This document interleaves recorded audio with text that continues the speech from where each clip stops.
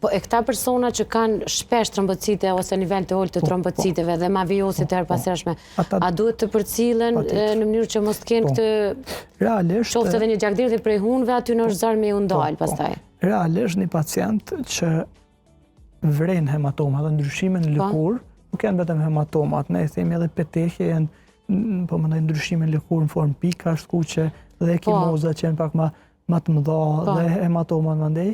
Pa ndaj arsye, sigurisht që një pacient duhet me u paraqit te hematologu. Jo kushtimisht, duhet me pas trombocite të ulta, jo kushtimisht, duhet me pas përdoru si antikoagulantëve, për shkak se mund me pas dhe faktor tjerë që çojnë në hematoma ose ndryshimin e lëkurë. Por, në momentin që paraqitet te hematologu, sigurisht që spari hematologu e bën përjashton aspektin hematologjik. Që është përjashtot aspekti hematologjik, do të punohet në pasqyrë gjakut, përveç një pasqyrës gjakut, punohen dhe analiza tjera shtesë. Cilat analiza tjera shtesë?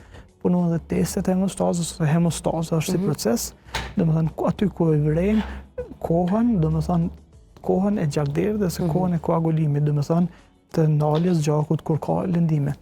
Pas edhe me u kthy te trombocitopenia që pyete, te numri i ulur i trombociteve, mos të mes borx pacienta, kur ka trombocitopeni, numër të ulur trombociteve, sigurisht ajo do në trajtim.